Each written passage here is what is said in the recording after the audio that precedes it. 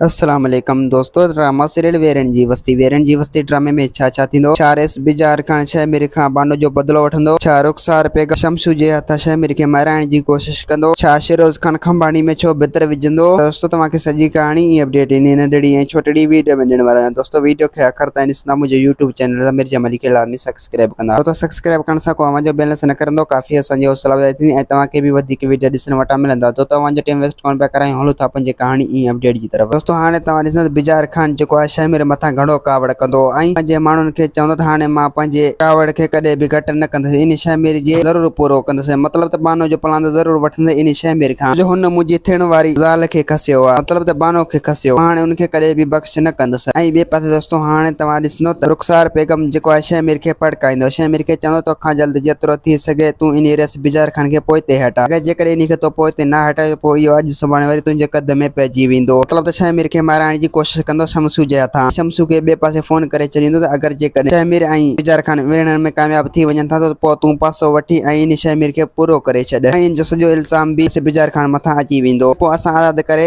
पाण शादी करे सघूं था ऐं तूं हिन मिल्कियत जो वारस बि थी सघीं थो। शमशू चवंदो त रुखसार बेगम शहमिर खे मारण एतिरो सवलो न आहे जेतिरो तूं ॻाल्हियूं पियो करीं। ऐं ॿिए पासे दोस्तों हाणे तव्हां ॾिसंदो त शिरोज खान जेको आहे खंबाणी में हाणे भितर विझंदो ऐं हू हाणे शहमिर जे ख़िलाफ़ खॾ खोटींदो ऐं रुखसार बेगम खे रस्ते तां हटाइण जी कोशिश कंदो। ऐं ॿिए पासे दोस्तों हाणे तव्हां ॾिसंदो त शाह मुराद ऐं चांडोकी तमामु जल्द इहे पंहिंजे मल्हार खे वठी ईंदा ऐं उन सां गॾु उनजी घरवारी बि हिते वठी ईंदा। मतिलबु त मल्हार जो दिमाग़ एतिरो कमु न कंदो ऐं इन्हनि खे कोन सुञाणींदो। बहरहाल चांडोकी उनखे सम्झाइण जी घणी कोशिश कंदी ऐं चांडोकी उनखे चवंदी मां तुंहिंजी भेण आहियां त तूं मूंखे सुञाण। ऐं शाह मुराद चवंदो त पुट तूं मूंसां गॾु हल त मां तुंहिंजो पीउ आहियां। मतिलबु तुंहिंजो पीउ शाह मुराद आहियां, तूं मूंखे सुञाण पुट। अगरि जेकॾहिं तूं मूंखे न सुञातो त पोइ मूंसां गॾु कीअं हली सघंदे। तूं मूंसां गॾु हल त मां तोखे भले अस्पताल में इलाज करायां। दोस्तों उम्मीद है कहानी आई हूंदी। बाक़ी पसंदि असांखे ॾींदा। हाणे इजाज़त, वरी तव्हां सां मिलंदासीं के नई वीडियो में। ख़ुदा हाफ़िज़।